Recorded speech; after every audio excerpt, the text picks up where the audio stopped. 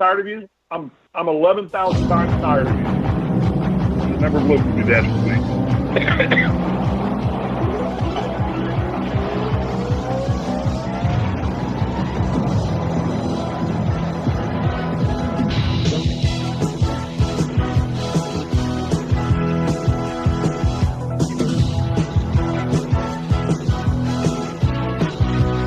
Welcome to Survive and Advance on the Grueling Truth Sports Network. Survive and Advance is brought to you by Replenishing Care and their new CBD product, which you can get at a huge discount right now if you go to thegruelingtruth.net and click on the banner at the top of the page with Replenishing Care on it. I'm your host for the show, Mike Goodpaster, and right now I want to welcome in my co-host, 1981 national champion with the Indiana Hoosiers. He knows Bob Knight personally, Steve Risley. How you doing, Steve? Yeah, doing great today, Mike. How you doing? Yes, I do know Bob Knight personally, and I don't know if that's a good thing or a bad thing. It depends on what day we're doing. All right, and of course, a lot of people have sent messages all week wanting to know where our little friend from Canada was. So he's back today. Actually, nobody sent any messages. But help us welcome Lukas Weese to the show. How you doing, Lukas? Mike, I'm doing well. Happy Friday. Beautiful day up here in Canada. Looking forward to be back on the show. All right, guys. And our topic today are the top 10 funniest sports movies of all time. What was your criteria, Steve?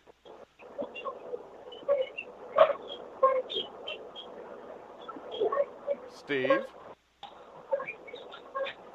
And I have my mute on because my wife can't start my car. It's a simple task. You know, you put the key in the ignition and you turn it. But we're having difficulty doing that. So, all right. So I would assume that your funniest sports movies, the biggest criteria is probably that it's funny, right?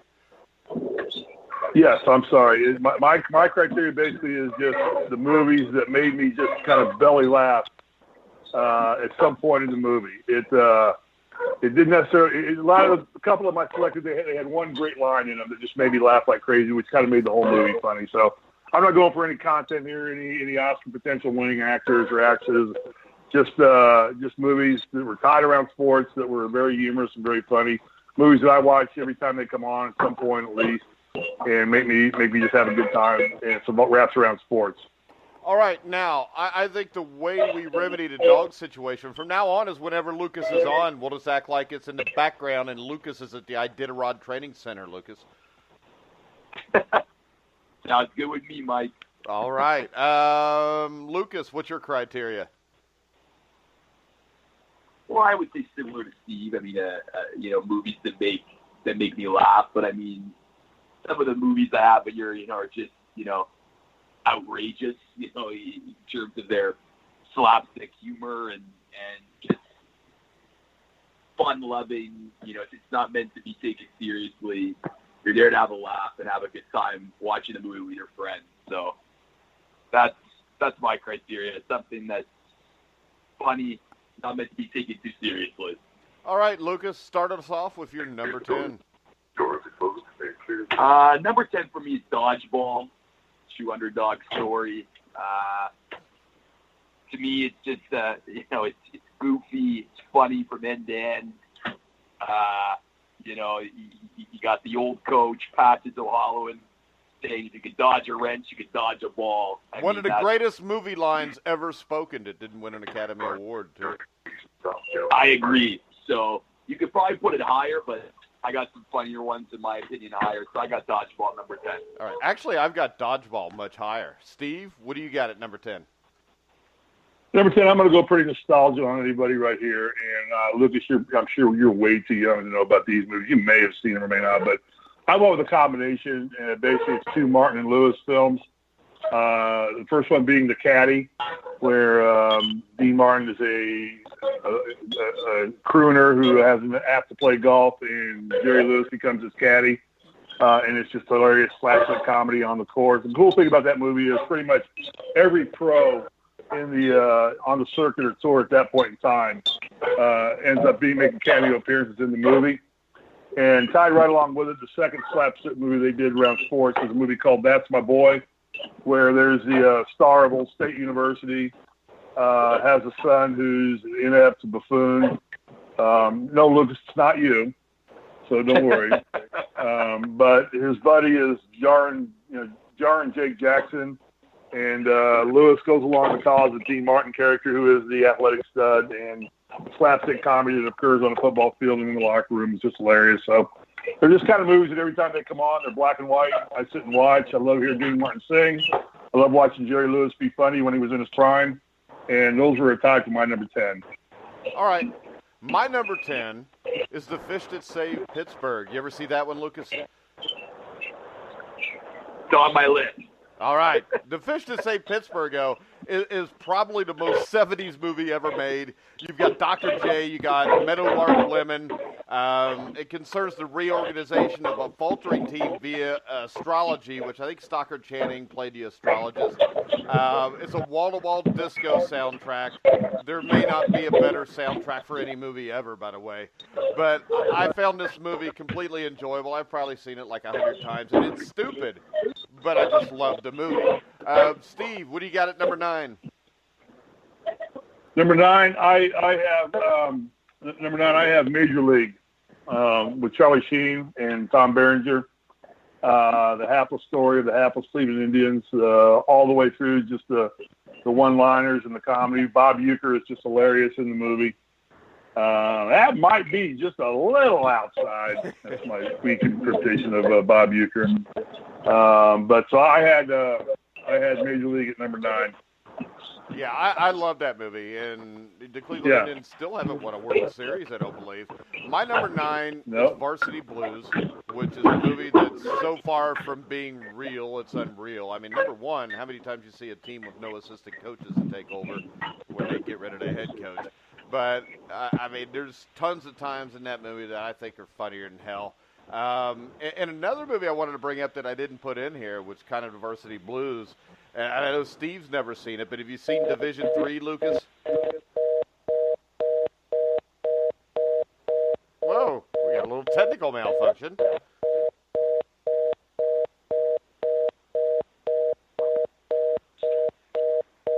Steve, you there?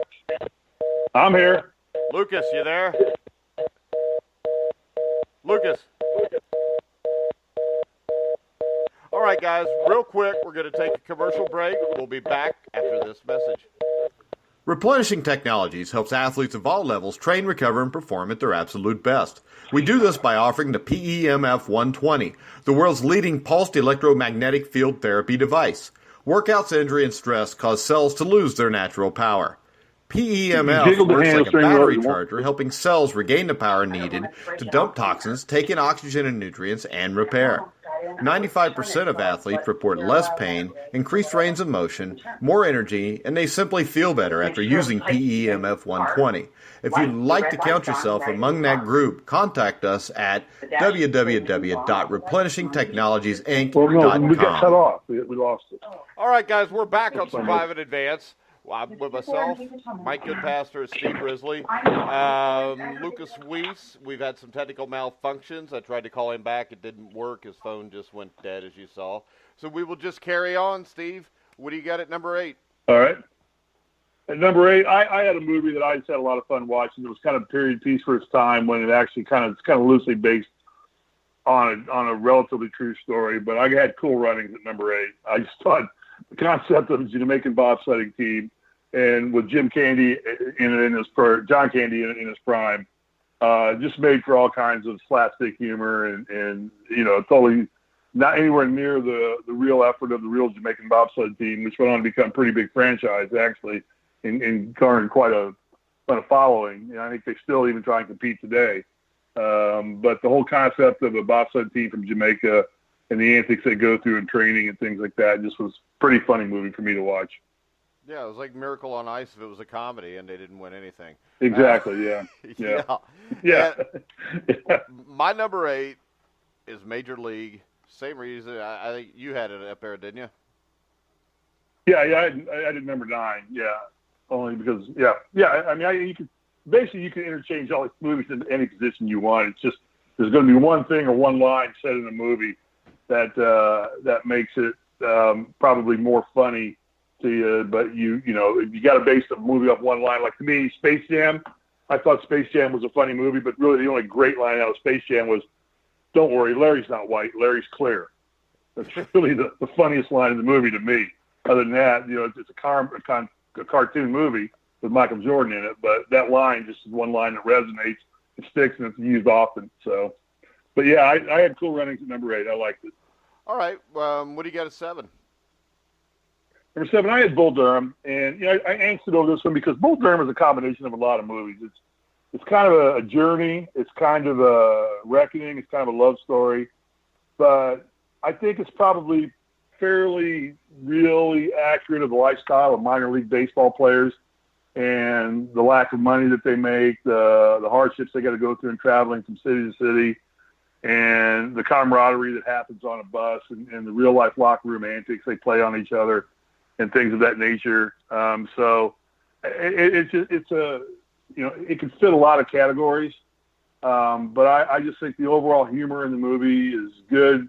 What I would hope would be fairly genuine baseball humor, wrapped around into a movie. So I had Bull Durham at number 7.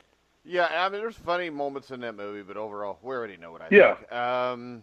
My 7 would be the Bad News Bears, the one with Walter Matthau, not Billy Bob Thornton. Yeah. But I thought it was a great movie. I thought Walter Matthau did a great job of playing the coach in that movie. There's tons of funny moments in that, and the kids that acted the movie are very believable because if you've ever coached, and I know you've coached youth sports, you can find almost all those kids at some point, somewhere in this, if you know what I mean. I mean, you've got the kid that thinks his, crap doesn't stink. You've always got the kids that aren't that good that don't get to play. And I think it was a great movie. I think it's hilarious. Went after the championship game, even though it's probably not that funny, that Walter Matthau breaks out the beer for all the kids. Yeah. I mean, again, it's not just one of those movies where it's probably more true than we would ever care want to admit. Especially in 1976.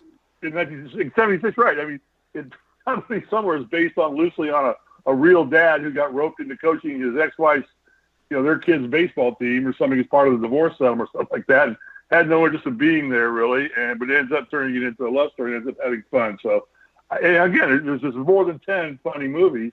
When you get down to the top 10, it wasn't on my list, but it doesn't mean that I didn't think it was a really funny movie to watch. So, all right, and my 6, I know that we both talked about this, was Replacements.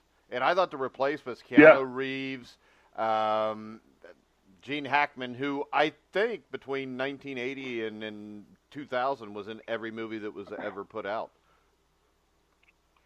I agree. I actually have the Replacements number 6 as well, actually. And I just, again, it just, funny things going on and the way they appreciate the humor. Gene Hackman, is there a movie made between that time period that Gene Hackman wasn't in? No. He was at least a small part in every movie. Yeah, we should probably do a top 10 funny sports movies with Gene Hackman in them. Either that probably could get 15 or 20. Yeah, it's like you could do the top 10 Kevin Costner sports movies, too. I think he's been in about exactly, 10 now. Yeah, same thing, yeah. So, no doubt. I had Replacements in number 6 as well, so. All right, what about number 5? Number 5, I had a movie.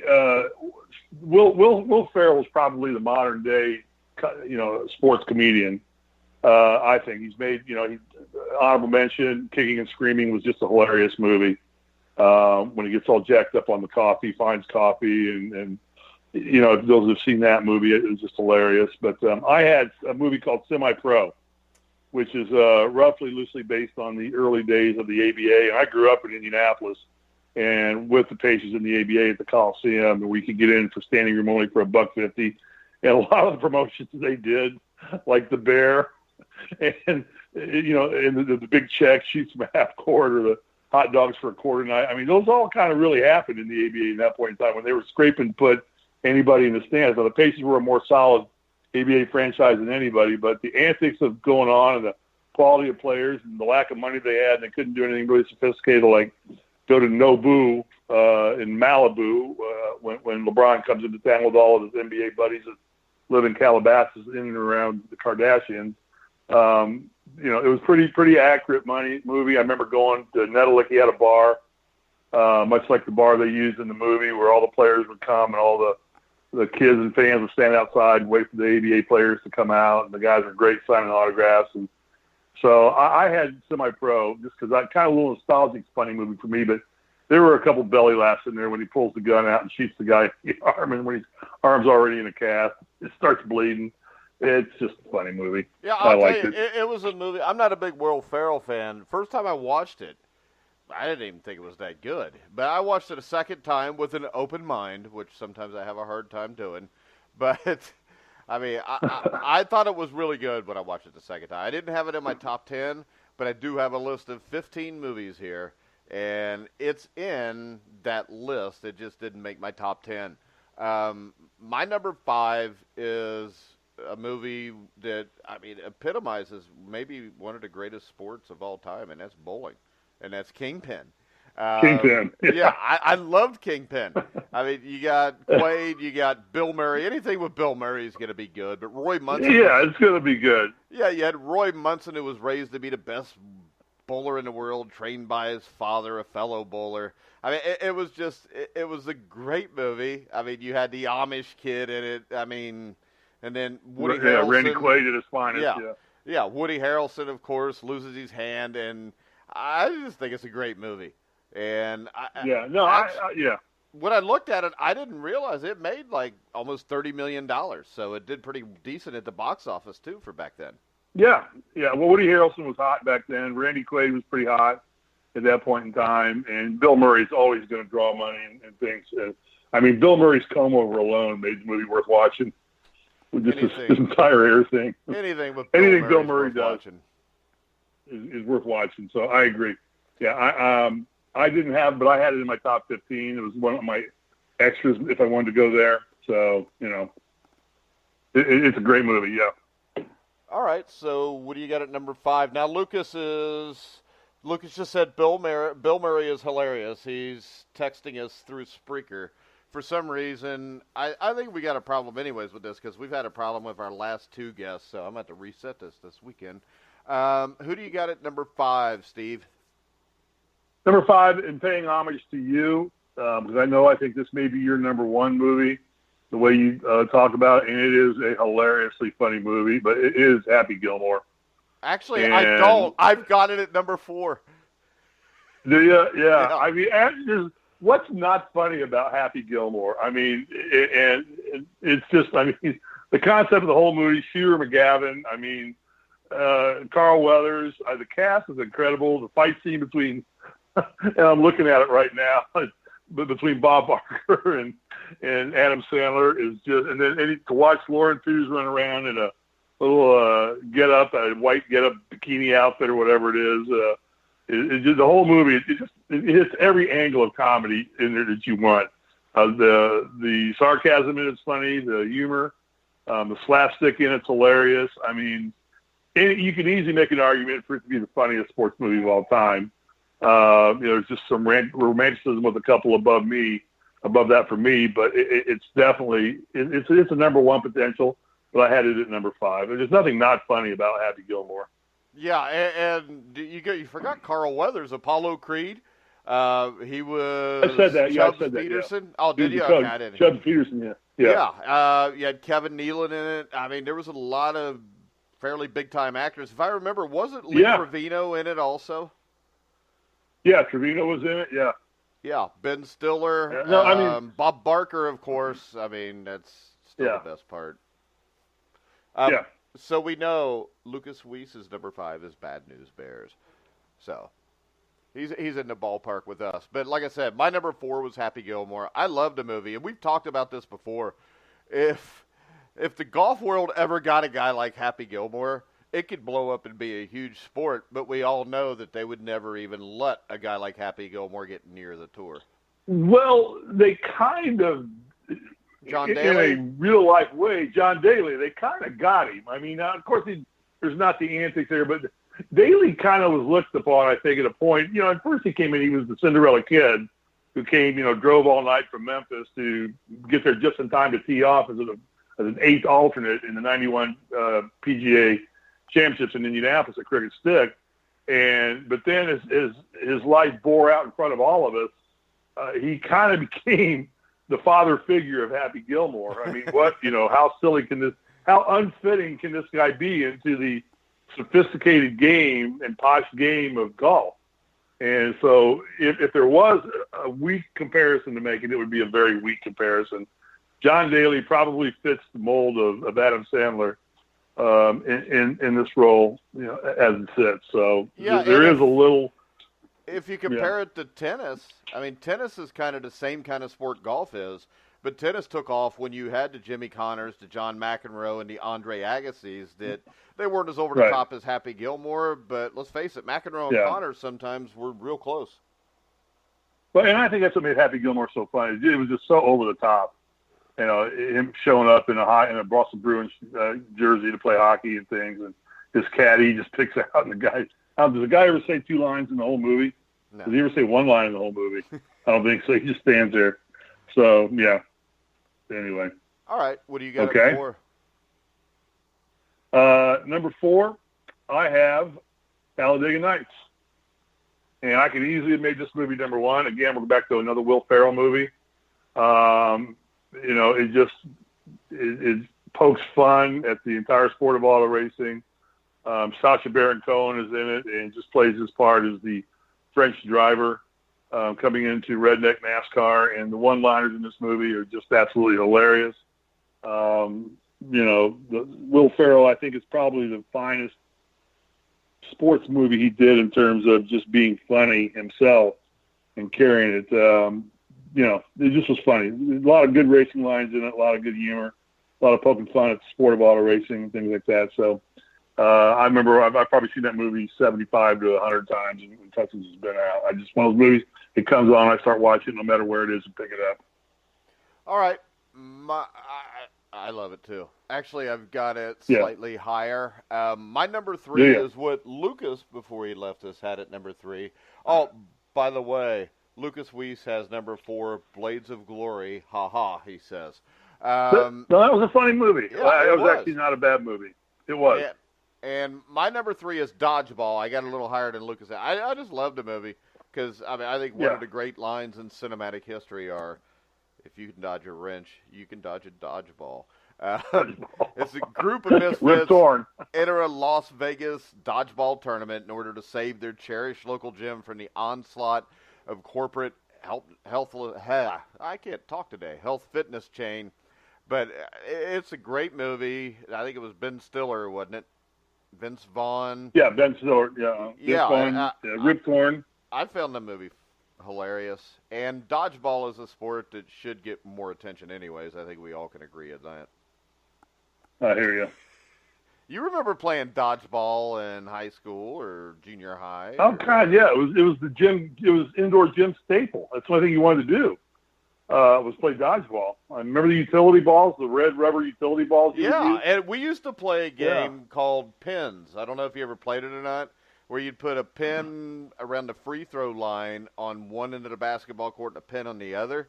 And the team that knocked it down is supposed to get it, but to knock it down, you usually had to knock out the people that were standing there. So if you hit them with the ball, and they would be gone. But that was probably my only good memory from school. Yeah, see, we didn't have that game because at our high school we had AstroTurf on our field, so unless it was blizzarding out, we went outside. You had AstroTurf on a basketball court, Steve? No, we went outside. We didn't stay in the gym unless it was hurricaning out or blizzarding out. We went outside in sweatpants. Blizzarding? Went out on the turf and blizzarding. Okay, Lukas can't be on the show because of technical difficulties. I need Lukas, who I know is listening in, to look up the word blizzarding and tell me if it's an actual word or not. But go ahead, Steve. It's not. It's a manufactured word. But so we didn't play pins, but we did play dodgeball. It was fun. It's probably where the original Deflategate came from because we got smart enough to know that if we deflated the balls a little bit, they wouldn't quite go as fast and they wouldn't bounce off of you as fast. So we would get in there and take a basketball needle in to the red utility balls. We would take a little bit of air out of them because, we usually have the stronger arms. and we could throw harder with a softer ball, and the girls were dead meat at that point in time when it was a little more politically correct to do something, to throw a dodgeball at a girl. I wouldn't even throw a dodgeball at a girl these days. Well, now I don't even fear of think, retribution. I don't even think you're allowed to throw a dodgeball at another boy in most states anymore. Probably not without a helmet on. That's probably for sure. So yeah, I don't. But we think would you deflate the ball helmet. just a little bit. I think you got to do like square dancing. Do you ever do square dancing in high school and gym class? No, thank God I never did square dancing. We had in to do school. square dancing. It was terrible. Being from Aurora, Indiana, when the cows come in, you put them in the barn, you milk them, and then you go square dancing. Swing your partner round and round, ho-dee ho, do-dee do. Yeah, but away still, we go. The thing that's a bitch in 1977, you know what happened when Aurora destroyed your hopes and dreams. So you can't really knock it too much. Yeah. No, maybe if you knock guys would have been square dancing in high school, maybe you'd have been able to win the game. Maybe so. You never know. So Lukas luckily never had to do square dancing. It's probably a good thing, too, because they usually match you up with a girl, and we know Lukas doesn't like girls that much. No, but I'll guarantee you, being from Canada, I'll tell you what Lukas did. Lukas did clogging.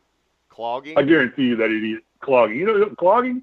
I know what clogging is. It's stupid. Yeah, I got a picture of Lukas as being a clogger. I had a rep work for me one time when I was a manager at Pfizer that was the national clogging champion of the United States. And this boy could put on a pair of wooden clogs and get after it. And there is an art form to that. There's probably needs to be a movie made out of that. So. All right. My number 2, I got to tie at number 1 if that's all right. No, we haven't done number 3 yet, we? Oh, we haven't? Yeah, I did. Dodgeball was my number 3. And what'd you just do? I did 4, I thought. Oh, what's your number 3? Number 3 would be Slapshot. I just think it's there was just again, a little more poignant, funny movie because there probably was more of a theme or a plot to the movie. But just the overall humor, again, the locker room humor. I mean, certainly the Hanson brothers still are a franchise to this day. I follow the Hanson brothers on Twitter, and they make public appearances more so today than they ever did when the movie first came out. The three of them are still together.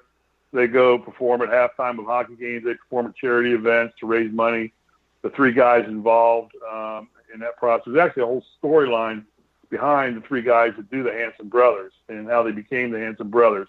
There was actually a documentary on I think it's on Netflix, about the Hanson brothers. But just the whole concept, I think Paul Newman, was one of his better shots at comedy. We all know Paul Newman for being an acclaimed Oscar-winning actor. And it just was a funny movie, with a message almost. So, but I still, it's one of those movies that comes on, I watch Slapshot. And it's mostly because of the Hanson brothers. Them alone are worth the gold. Yeah, and that is actually I got it at a tie for number 1. I got Ricky Bobby at number 2, Talladega Nights. Yeah. Because, and I think you miss maybe the funniest part is Reese Bobby.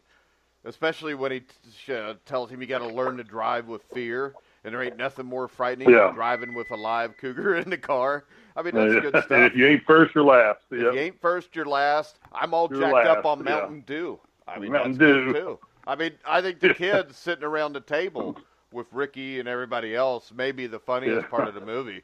And see, this is the thing you'll notice. When we did like our top 10 sports movies of all time, almost everything was a boxing or a baseball movie. But when you get to funny movies, they go to sports like NASCAR, golf, because those are sports that are stuffy, and when you make fun of it, I think it's even funnier than if you're making fun. I mean, it's hard. Boxing-wise, the only movie I can think of that was really a funny movie was The Great White Hype. I don't know if you ever saw that one or not.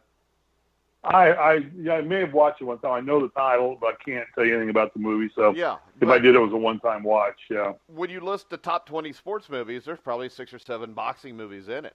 But when you do funnies, there's none, because really there's I think not too many ways to make that funny. I'm pretty sure Martin and Lewis did a boxing movie too. Yeah, they did. I don't remember what the they name did. of it Yeah. is, though.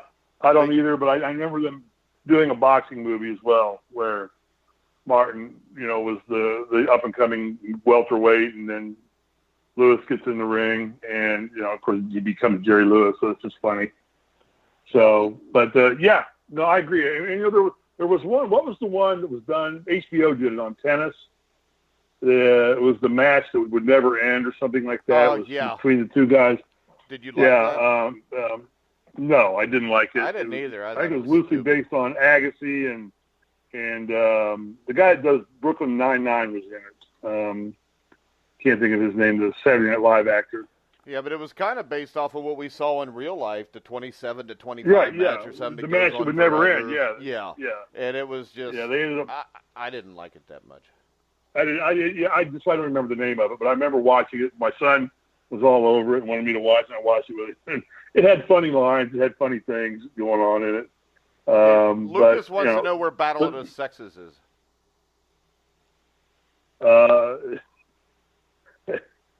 I'm not going to touch that one. So, it's not about and another movie that's more recent that I think we both liked that was funny was I, Tonya. Yeah. I would put I, Tonya as more of a biographical movie than I would a comedy. Although her life was so screwed up, it was hilarious. Well, they kind of made it like dark comedy, if you know what I mean. Yeah, it was a very dark comedy. I mean, but that was her life. Her life was a dark comedy. It wasn't a comedy to her, I'm sure, but to everybody watching it unfold, it was a dark comedy. And I thought the movie was very well done. But Allison Janney deserved an Oscar for her role as the mom, and I thought actually Margot Robbie did a good job. And it kind of created a little resurgence for Tonya Harding. Actually, she came on, I think, finished second in Dancing with the Stars. She regenerated talk show post appearances, things of that nature. So, I mean, it was a win-win for everybody. But, yeah, it was a good movie. You just look back and you was incredulous when you watch that and go, did this really happen this way? Were these people really this stupid to think they were going to get away with this? Even at a time period in the 80s when, there weren't the sophisticated means of tracking you down through social media or, iPhones and things of that nature, find your locations, GPS and things. It was botched from day one to day finally ended the whole thing. So, and I walk away of that whole thing thinking Tonya Harding had a lot to do with this whole thing happening. Yeah. And you can't write it off saying it was all done behind her back without her knowing what was going on. I don't think that's the case at all. Yeah. Much as I don't think Oswald shot Kennedy on his own either. So. All right. Real quick, we're going to take a quick commercial break, and we're going to come back to break down our number one, which I think may be the same. No, number two. I have two left. Oh, you get two left. Okay, so we'll go back. We'll get Steve's two. We'll get to number one. I'm going to try to get Lucas on real quick for the end of this, but we're going to take a quick commercial break. We'll be back right after this. All righty. Hello, boxing fans. I'm Michael Montero of Montero on Boxing. You may have read my work in Boxing Monthly Magazine, Ring Magazine, or their associated websites, maybe Undisputed Champion Network. Maybe you've heard my segments on NBC Sports Radio or any of the other platforms where I do work regularly. I wanted to invite you to check out my podcast, The Neutral Corner. We upload it every Monday. It's available on iTunes, Stitcher, SoundCloud, YouTube, and of course at thegruelingtruth.net. Every week we go over the news, the rumors, the latest fights being put together. We analyze everything, give you the business behind the business, and then we review all the action that took place in the ring during the prior week around the world. Not just the big popular fights, but all the fights, including the little guys. And then, of course, we preview the action coming up this week.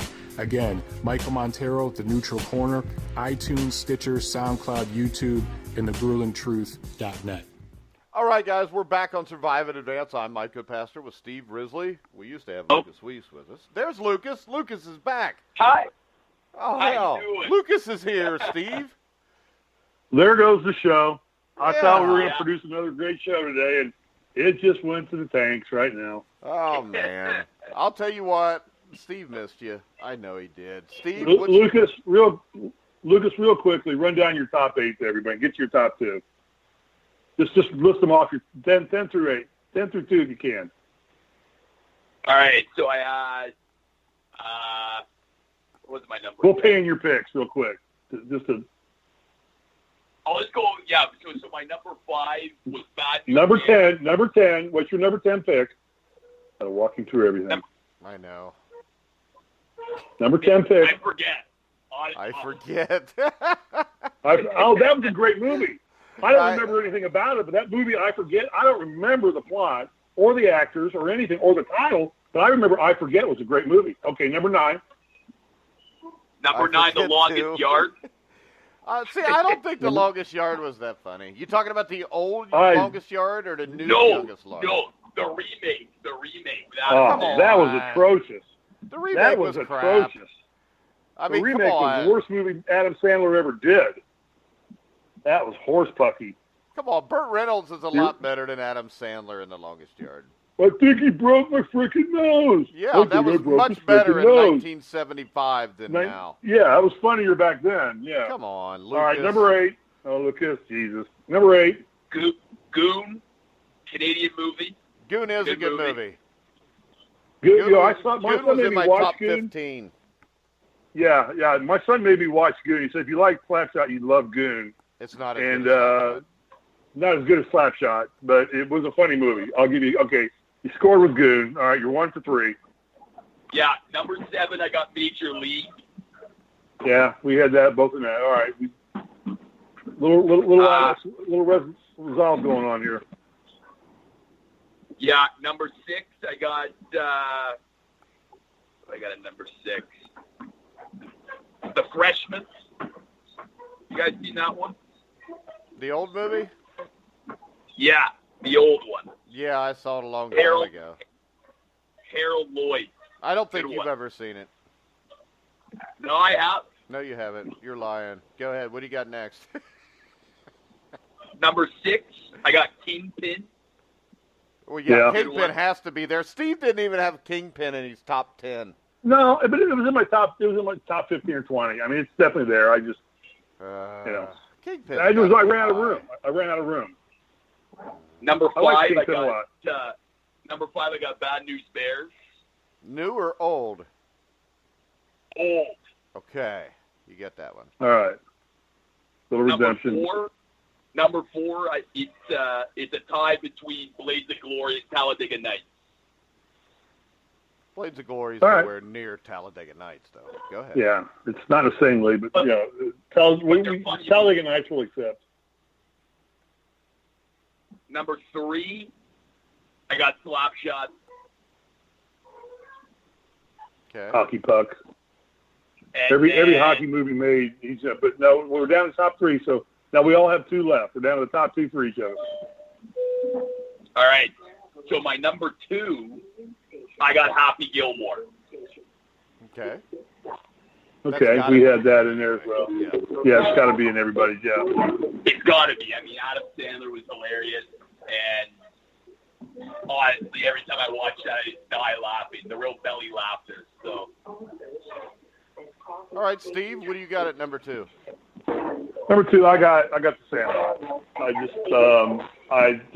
That's just a great movie in a lot of different ways.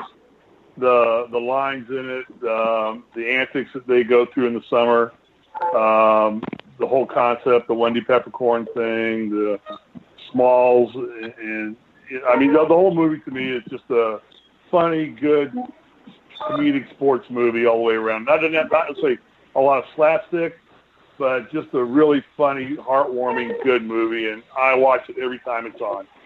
And we actually own a DVD of it now, and whenever we just want to sit down and mindless day and do nothing, we put on Sandlot and have fun with it.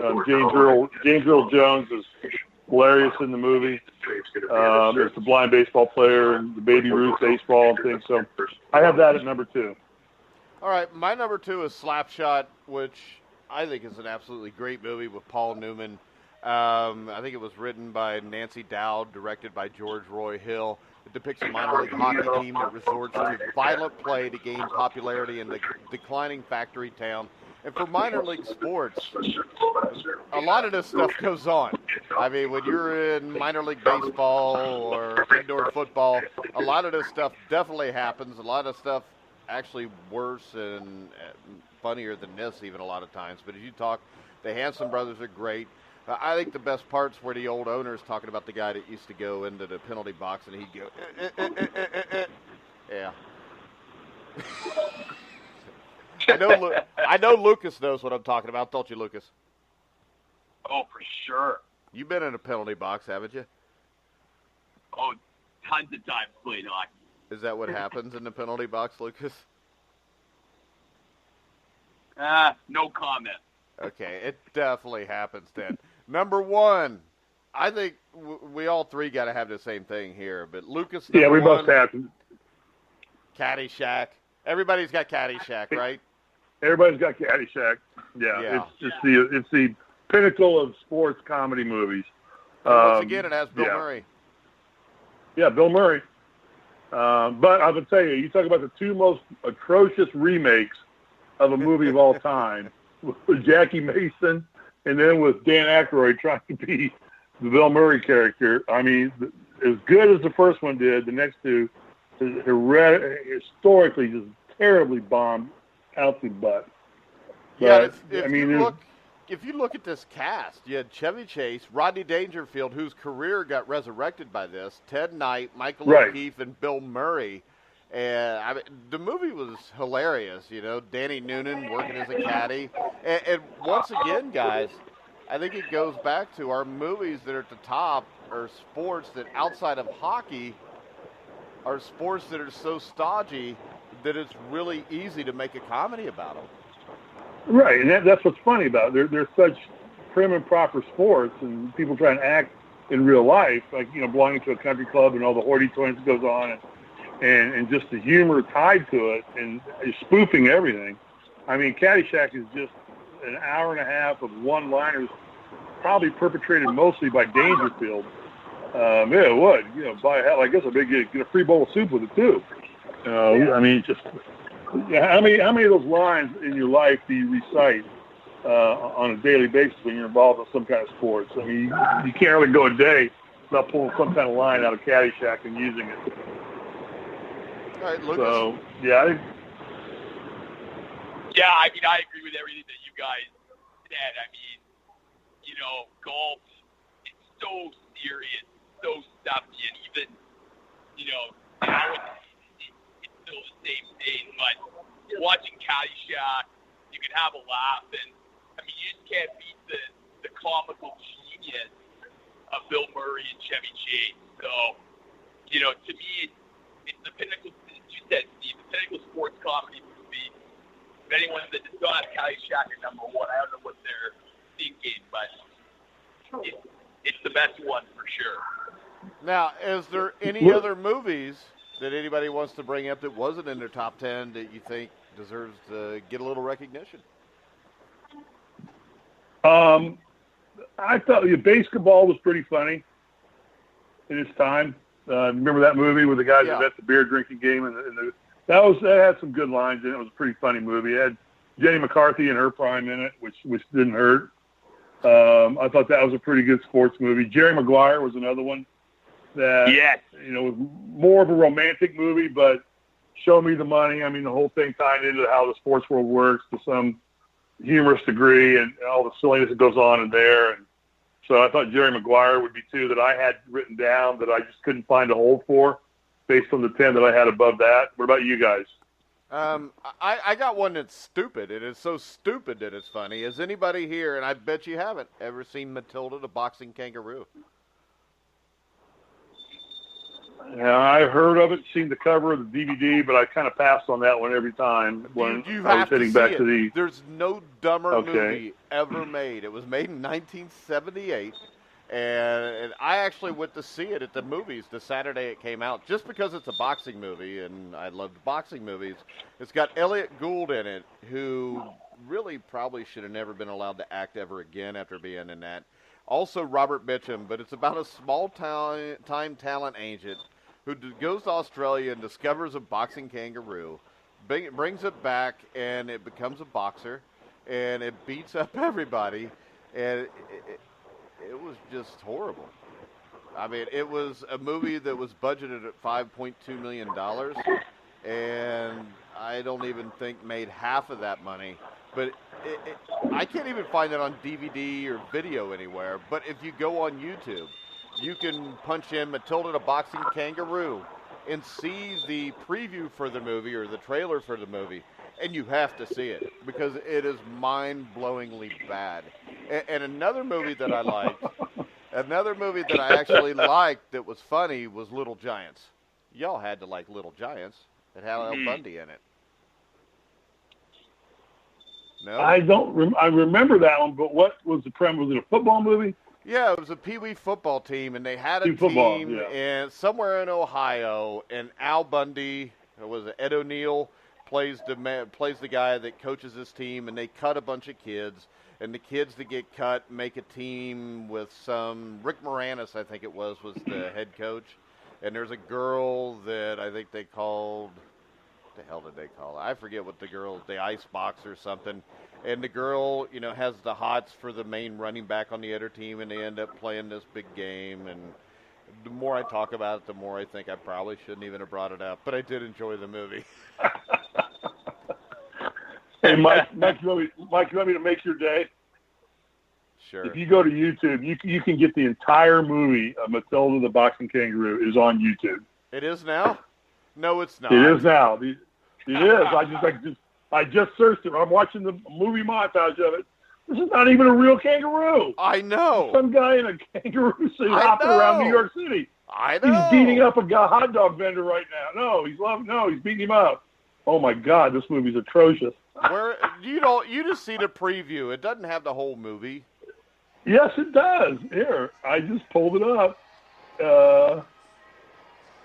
I searched Matilda the Boxing Kangaroo, and it's right here.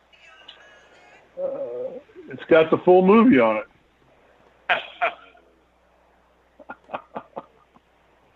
Thunder from Down Under. There you go. That's just a preview. Hang on. Full movie right here. Full movie. Where?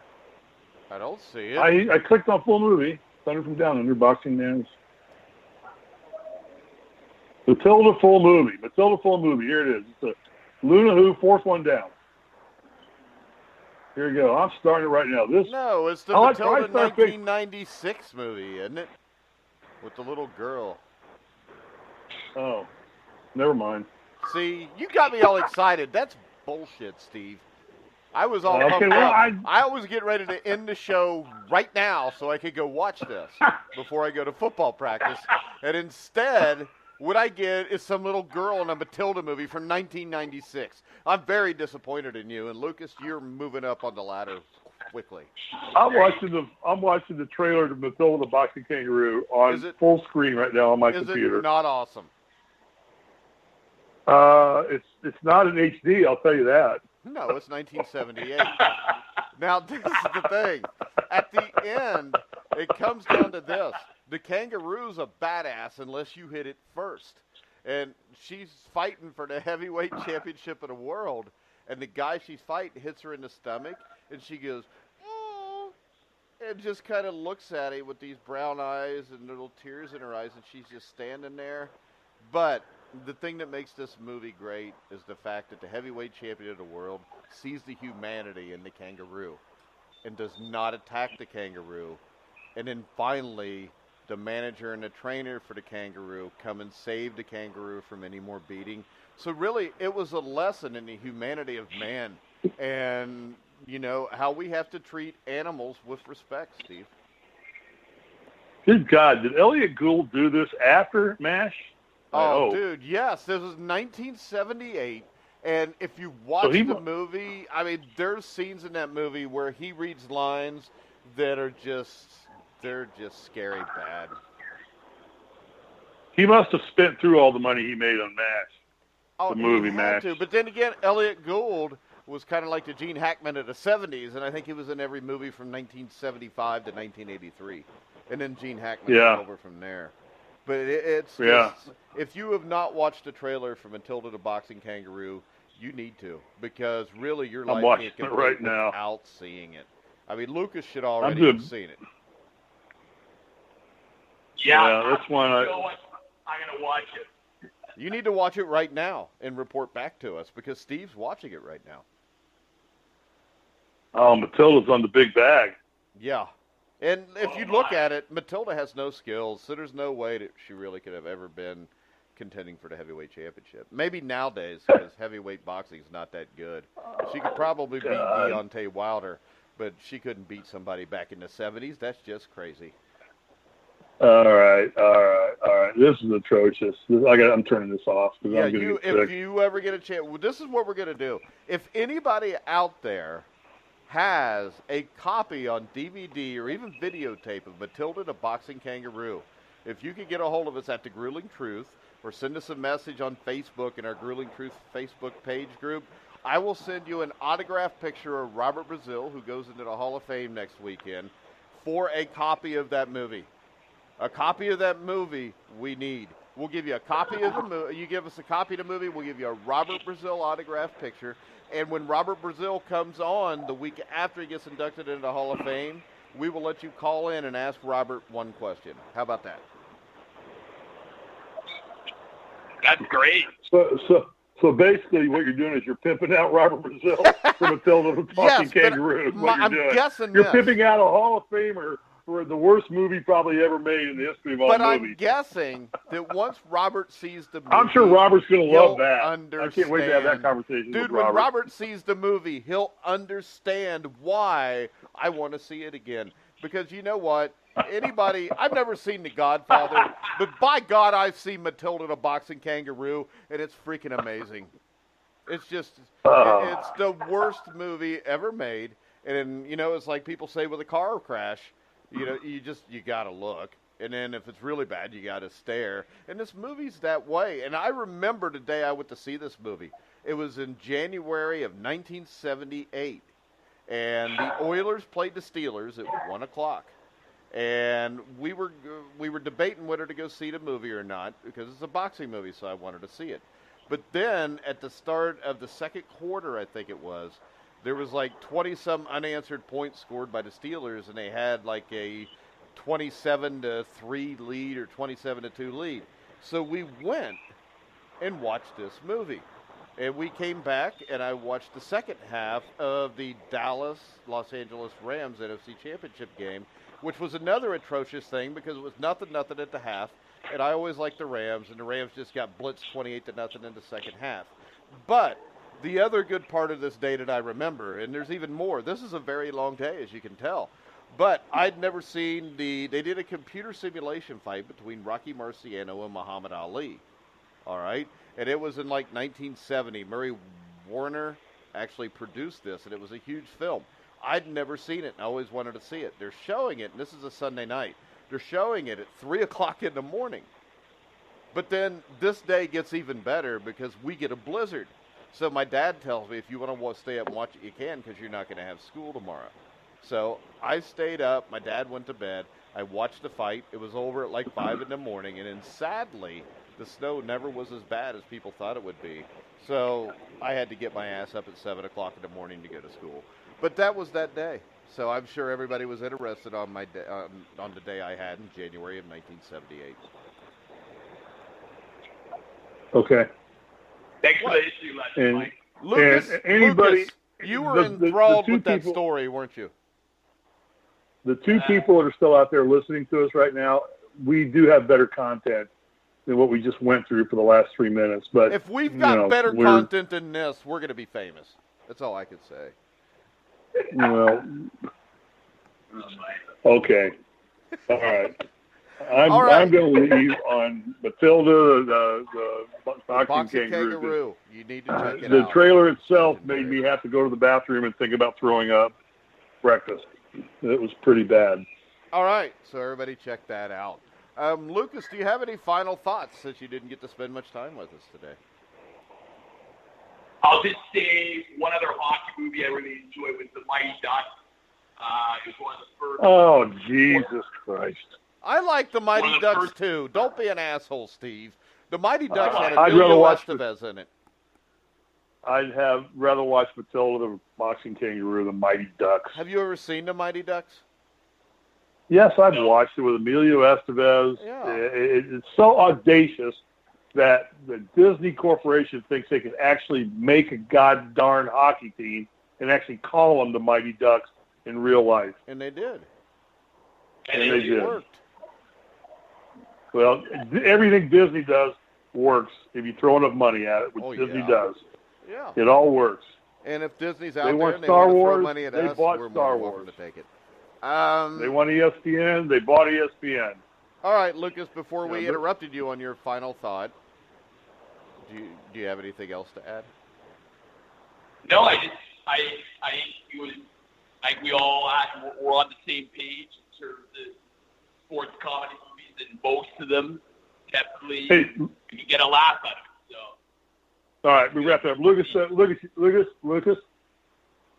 everybody where you're at right now, Lucas. Sound like he was in a tunnel. But go ahead. Yeah, it sounds like he's taking a dump. He might be. Well, yeah.